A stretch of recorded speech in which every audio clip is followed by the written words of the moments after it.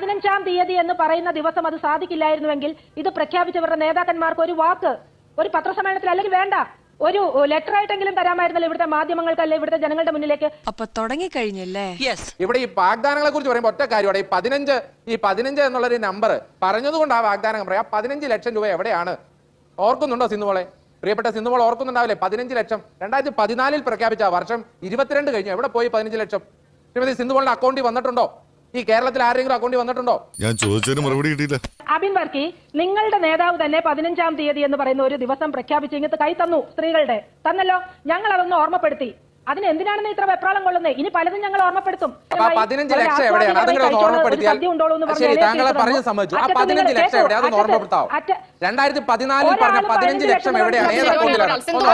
എവിടെ നിന്ന് കേട്ടു 15 ലക്ഷം വെച്ച് അക്കൗണ്ട് വരുന്നത്? എത്ര തവണ ഞങ്ങൾക്ക് ആർക്കും അൽഷിമേഴ്സ് വന്നിട്ടില്ല.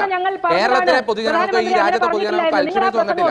ഞങ്ങൾക്കൊക്കെ കൃത്യമായി ഓർമ്മയുണ്ട് എന്താ പറഞ്ഞത്. എന്താണോ കാര്യം? What is the reason? KSRTCയുടെ ഗ്യാരണ്ടിയുടെ കാര്യം അത് വലിയ സമരമായിരുന്നല്ലോ. ചില കോമാളി സമരങ്ങൾ വരെ ഇവിടെ നടത്തുകയുണ്ടായി. ഒരു സർക്കാർ അധികാരം ഏൽക്കുന്നതിന് മുമ്പ് ഇവിടെ സമരങ്ങൾ നടത്തിയതൊക്കെ നമ്മൾ കണ്ടതാണ്. എന്തു വാങ്ങിക്കൊള്ളട്ടെ. ശ്രീ അബിൻ വർക്കി അദ്ദേഹം ഇതിനെ കോമാളി സമരം എന്ന് മഹിളാ മോർച്ചയുടെ സമരത്തെ കുറിച്ച് പറയുന്നത് ഞാൻ കേട്ടു. ആയിക്കോട്ടെ. പക്ഷേ ആ കോമാളി സമരത്തിന്റെ പേരിൽ ഇന്ന് തന്നെ മുഖ്യമന്ത്രിക്ക് അദ്ദേഹത്തിന്റെ പ്രകടന പത്രികയിൽ ഉണ്ടായിരുന്ന സൗജന്യ യാത്ര KSRTCയിൽ എന്നുള്ളത് ഇന്ന് പ്രഖ്യാപിക്കേണ്ടി വന്നിരിക്കുകയാണ്. ഈ വാഗ്ദാനങ്ങൾ പാലിച്ചില്ല എങ്കിൽ ഏതു രീതിയിലാണ് ഭാരതീയ ജനതാ പാർട്ടിയുടെ പ്രവർത്തകരുൾപ്പെടെ, മഹിളാ പ്രവർത്തകരുൾപ്പെടെ തെരുവിലേക്ക് ഇറങ്ങുക എന്നുള്ളത് നന്നായിട്ട് അറിയാം അബിൻ വർക്കിക്കും. ഇപ്പൊ അബിൻ വർക്കിയുടെ സർക്കാരിനും അത് അറിയാവുന്നതുകൊണ്ട് സമരം ചെയ്യേണ്ടത്. സർക്കാർ സത്യപ്രതിജ്ഞ ചെയ്യും മുമ്പ് എങ്ങനെയാണ് സമരം ചെയ്യുക? അപ്പോൾ അതിനെ പല വിശേഷണങ്ങൾ കേൾക്കേണ്ടി വരില്ലേ? അല്ലല്ലോ നിഷേ, എന്തിനാണ് ഇവർ 15-ാം തീയതി എന്നൊരു ഡേറ്റ് പ്രഖ്യാപിച്ചത്? വളരെ ആവേശത്തില് 15-ാം തീയതി എന്നൊരു ഡേറ്റ് പ്രഖ്യാപിക്കുന്നു. അന്ന് മുതൽ സൗജന്യ യാത്ര ഉണ്ടാകുമെന്ന് ഇവിടുത്തെ സ്ത്രീകൾക്ക് ഉറപ്പ് നൽകുന്നു. ഇവരുടെ മുഖ്യമന്ത്രി ആരാകും, അല്ലെങ്കിൽ ആരൊക്കെയാണ് ഘടകകക്ഷികളിൽ നിന്ന്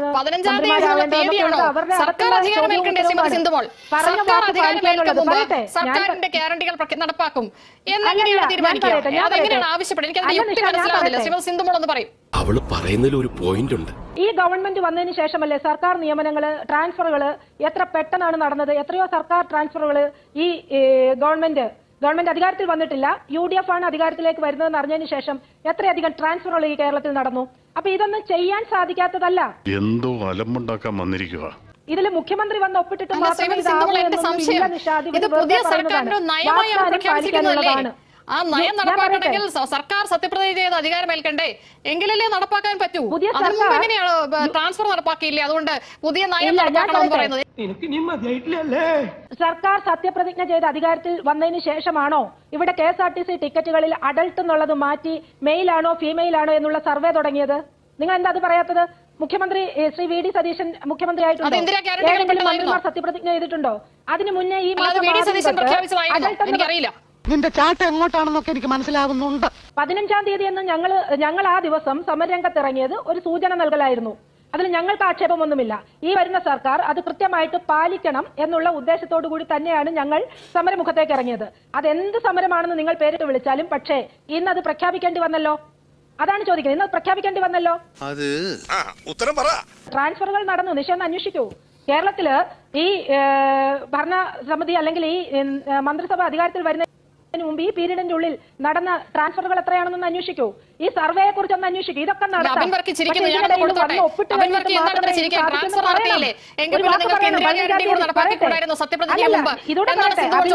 വർക്കി ചിരിക്കുന്നതിന് മുമ്പ് 15-ാം തീയതി എന്ന് പറയുന്ന ദിവസം അത് സാധിക്കില്ലായിരുന്നുവെങ്കിൽ ഇത് പ്രഖ്യാപിച്ചവരുടെ നേതാക്കന്മാർക്ക് ഒരു വാക്ക്, ഒരു പത്രസമ്മേളനത്തിൽ അല്ലെങ്കിൽ വേണ്ട, ഒരു ലെറ്റർ ആയിട്ടെങ്കിലും തരാമായിരുന്നല്ലോ ഇവിടുത്തെ മാധ്യമങ്ങൾക്ക്, അല്ലെ ഇവിടുത്തെ ജനങ്ങളുടെ മുന്നിലേക്ക്. 15-ാം തീയതി ഞങ്ങളുടെ സർക്കാർ അധികാരത്തിൽ വന്നതിന് ശേഷം ഞങ്ങൾ ഇത് നടപ്പാക്കും. ഇവിടെ സ്ത്രീകൾ ആഗ്രഹിച്ചിരുന്ന ഒരു പദ്ധതിക്ക് ഒരു ദിവസം പ്രഖ്യാപിച്ചു. ഞങ്ങൾ അധികാരത്തിൽ വന്നതിന് ശേഷം നടപ്പിലാക്കുമെന്ന് പറയുന്നതല്ല ചെയ്തത്. അധികാരത്തിൽ വരാനുള്ള വെപ്രാളത്തിന്റെ ഇടയിൽ 15-ാം തീയതി തന്നെ അങ്ങ് നടപ്പിലാക്കുമെന്ന് പറഞ്ഞു. നടപ്പിലാക്കട്ടെ എന്ന് ഞങ്ങളും എന്നാണ് രാഹുൽ ഗാന്ധി കേരളത്തിൽ വന്ന് പ്രഖ്യാപിച്ചതാണ്.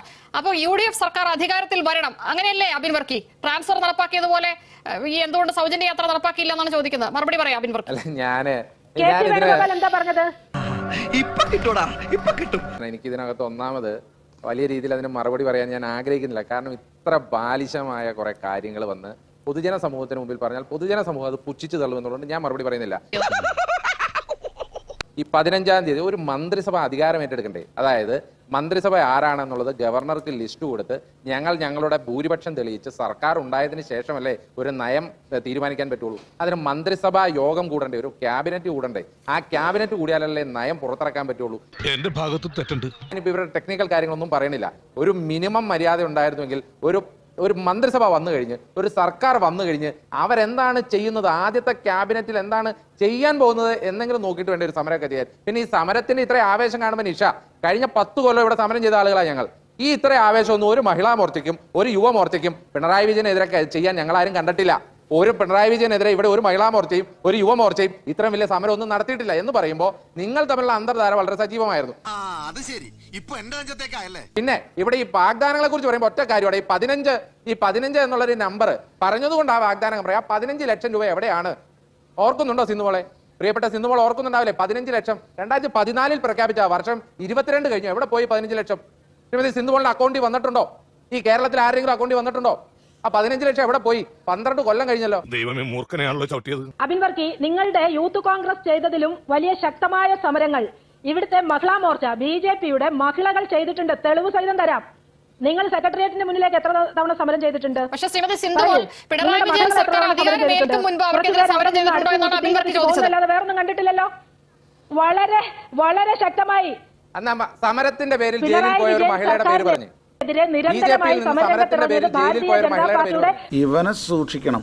അബിൻ വർക്കി, നിങ്ങളുടെ നേതാവ് തന്നെ 15-ാം തീയതി എന്ന് പറയുന്ന ഒരു ദിവസം പ്രഖ്യാപിച്ച് ഇങ്ങനത്തെ കൈ തന്നു. സ്ത്രീകളുടെ തന്നല്ലോ. ഞങ്ങൾ അതൊന്ന് ഓർമ്മപ്പെടുത്തി. അതിന് എന്തിനാണെന്ന് ഇത്ര വെപ്രാളം കൊള്ളുന്നത്? ഇനി പലതും ഞങ്ങൾ ഓർമ്മപ്പെടുത്തും. ഇങ്ങനെ പോയാൽ സംഗതി കുഴയും. 15 ലക്ഷം എവിടെയാണ്? അതും ഓർമ്മപ്പെടുത്തിയാൽ ശരി. താങ്കൾ പറഞ്ഞു സമ്മതിച്ചു. ആ 15 ലക്ഷം എവിടെ? അതൊന്ന് ഓർമ്മപ്പെടുത്താവോ? 2014 പറഞ്ഞ 15 ലക്ഷം എവിടെയാണ്? ഏത് അക്കൗണ്ടിലാണ്? എവിടെ നിന്ന് കേട്ടു 15 ലക്ഷം വെച്ച് അക്കൗണ്ട് വരുന്നത്?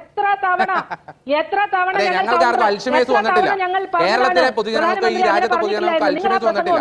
ഞങ്ങൾക്കൊക്കെ കൃത്യമായി ഓർമ്മയുണ്ട് എന്താ പറഞ്ഞത്. അല്ല, ഇനിയാണ് കോൺഗ്രസിന്റെ പ്രതിനിധികൾക്ക് അല്ലെ MLA-മാർക്കൊക്കെ അൾസിമേഴ്സ് ബാധിക്കാൻ പോകുന്നത്. നിങ്ങൾ പലതും മറക്കും. ആശാ വർക്കർമാർക്ക് ഞാൻ ഒരൊറ്റ ചോദ്യം ചോദിക്കട്ടെ. 21,000 രൂപ കൊടുക്കുമെന്നാണ് സമരപന്തലിൽ പോയി ശ്രീ VD സതീശൻ ഉൾപ്പെടെ പ്രഖ്യാപിച്ചത്. നിങ്ങൾ 3,000 കൂട്ടി. ഞങ്ങൾ ഘട്ടം ഘട്ടമായിട്ട് അതിനെക്കുറിച്ച് ആലോചിക്കുമെന്നൊക്കെ പറഞ്ഞിട്ടുണ്ട്. സന്തോഷം. ഞാൻ പറഞ്ഞതുപോലെ അച്ചാറും വിളമ്പിയിട്ടുണ്ട്.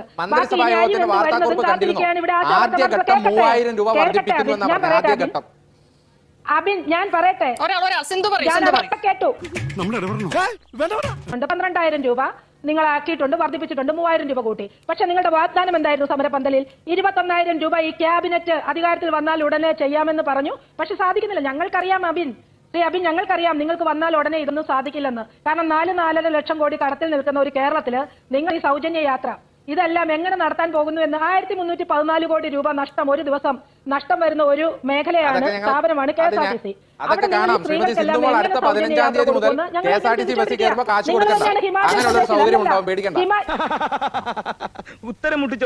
ഹിമാചൽ പ്രദേശില് നിങ്ങൾ നാരിക സമ്മാൻ എന്ന് പറഞ്ഞ് പ്രഖ്യാപിച്ച ഈ പദ്ധതി ഇപ്പൊ 50% അതുപോലെ മറ്റു പല സംസ്ഥാനങ്ങളിലും, നിങ്ങളുടെ സംസ്ഥാനങ്ങളിലൊക്കെ ഓർഡിനറി ബസ്സുകൾ നിങ്ങൾ കാറ്റഗറൈസ് ചെയ്തിട്ടുണ്ട്. ഓർഡിനറി ബസ്സുകളിൽ മാത്രം സ്ത്രീകൾക്ക് സൗജന്യ യാത്ര കൊടുക്കുന്നു. ലക്ഷറി ബസ്സുകൾ അതുപോലെയുള്ള ബസ്സുകളിലൊന്നും ഈ പറയുന്ന സൗജന്യ യാത്രയൊന്നുമില്ല.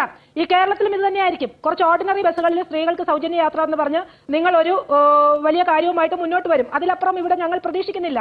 ഇവിടെ ടൂർ വരെ പോകാമെന്നൊക്കെയാണ് നിങ്ങൾ പറഞ്ഞിരിക്കുന്നത്. പക്ഷെ അതൊന്നും നടക്കില്ല എന്ന് നമുക്കറിയാം. എന്തിനാണ് ഇത്രയധികം അതിനകത്ത് ആശങ്കപ്പെടുന്നത്? ഇത് ഞങ്ങളൊരു 15 ഒരു ഡേറ്റും പറഞ്ഞു. ആ ഡേറ്റിനകത്ത് അത് ചെയ്യാമെന്നും പറഞ്ഞു. വരും ദിവസങ്ങളിൽ അതിന്റെ പ്രഖ്യാപനങ്ങളും ഡീറ്റെയിൽസും തരാമെന്നും പറഞ്ഞു. അപ്പൊ അത് കാത്തിരിക്കുക എന്നുള്ളതല്ലേ ഏറ്റവും നല്ല കാര്യം. 1. ഇനി 2, എനിക്ക് TP സിന്ധുമോളൊക്കെ പറയുന്നത് 50 രൂപയ്ക്ക് പെട്രോൾ കൊടുക്കും, ഡീസൽ കൊടുക്കും എന്ന് പറഞ്ഞ പ്രധാനമന്ത്രിയുള്ള രാജ്യം ഇത്. 12 കൊല്ലമായി. ഇപ്പൊ ഡീസലിനും പെട്രോളിനും വില കൂടി. 50 രൂപയ്ക്ക് ഡീസൽ കൊടുക്കുമെന്ന് പറഞ്ഞ ആളുകളാണ് ഇവിടെ വന്നിട്ട് ഞങ്ങൾ നടപ്പിലാക്കുമെന്നും പറഞ്ഞു ഒരു ഡേറ്റും ഫിക്സ് ചെയ്ത ഒരു കാര്യത്തിന് ഇവിടെ വന്ന് ഇത്ര വലിയ ആശങ്കാകുലരാകുന്നത് എന്ന് പറയുമ്പോൾ ജനം നിങ്ങളെ എത്രമാത്രം പുച്ഛിക്കുമെന്ന് നിങ്ങൾ മാത്രം ചിന്തിച്ചാൽ മതി. പിന്നെ 15 ലക്ഷത്തിന്റെ കാര്യമൊക്കെ അതൊക്കെ കൃത്യമായി വീഡിയോ അടക്കം ഇന്നും നിലവിലുണ്ട്. ഞാൻ ഇനി അതൊന്നും കൂടുതൽ പറയുന്നില്ല. ഞാൻ വളരെ കൃത്യമായി പറയാൻ ആഗ്രഹിക്കുന്നു. ഞങ്ങൾ ഒരു ഡേറ്റ് പ്രഖ്യാപിച്ചിട്ടുണ്ട്. ആദ്യ മന്ത്രിസഭാ യോഗമാണ് കഴിഞ്ഞത്. 2-3 മണിക്കൂറാ കഴിഞ്ഞോളൂ മന്ത്രിസഭാ യോഗം കഴിഞ്ഞ്. വരും ദിവസങ്ങളിൽ നിയമസഭാ സമ്മേളനം കൃത്യമായ കാര്യങ്ങൾ വളരെ കൃത്യമായി പറയും. അല്ല, ഒരു കാര്യം ചോദിച്ചോട്ടെ. 10 രൂപ പെട്രോളിന് എക്സൈസ് ഡ്യൂട്ടി കുറച്ചു. BJP ഭരിക്കുന്ന സംസ്ഥാനങ്ങളിലെല്ലാം എങ്ങും പെട്രോളിന് വിലവർധന ഉണ്ടായിട്ടില്ല.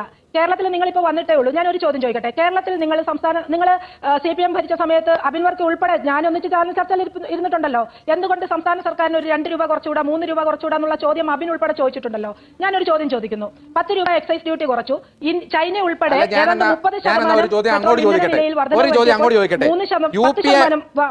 ഞാൻ പറയട്ടെ ഞാനൊന്ന് പറഞ്ഞോട്ടെ. 10 രൂപ ചൈന ഉൾപ്പെടെ ഇന്ധന വിലവർദ്ധനവ് പെട്രോൾ വിലവർദ്ധനവ് വരുത്തിയ സമയത്ത് 10%, 10 രൂപയല്ല 10%. ഇന്ത്യയിൽ അത് 3% പിടിച്ചു നിർത്താനുള്ള എക്കണോമിക് സ്റ്റെബിലിറ്റി ഈ രാജ്യത്തിനുണ്ടെന്ന് നരേന്ദ്രമോദി സർക്കാർ തെളിയിച്ചു അബി. അതുപോലെ തന്നെ BJP ഭരിക്കുന്ന സംസ്ഥാനങ്ങളിലൊന്നും പെട്രോളിന് വിലവർദ്ധന ഉണ്ടായിട്ടില്ല. ഈ കേരളത്തിൽ നിങ്ങൾ അധികാരത്തിൽ വന്നല്ലോ, ഒരു 2 രൂപ ഡിബേറ്റിൽ ചോദിക്കുകയാണ്. നിങ്ങൾ പറയുന്നുണ്ടല്ലോ നരേന്ദ്രമോദിയെ. ഒരു കാര്യം നിഷ, അതിനൊരു മറുപടി പറഞ്ഞു പോകണം. എനിക്കുള്ളത് മേടിച്ചിട്ട് വരാം. അതിന് TP സിന്ധുമോൾ ഒരു കാര്യം പറ. പെട്രോളിനും ഡീസലിനും UPA സർക്കാരിന്റെ കാലഘട്ടത്തിലെ നികുതിയും ഇപ്പോഴത്തെ നികുതിയും എത്രയാണ്?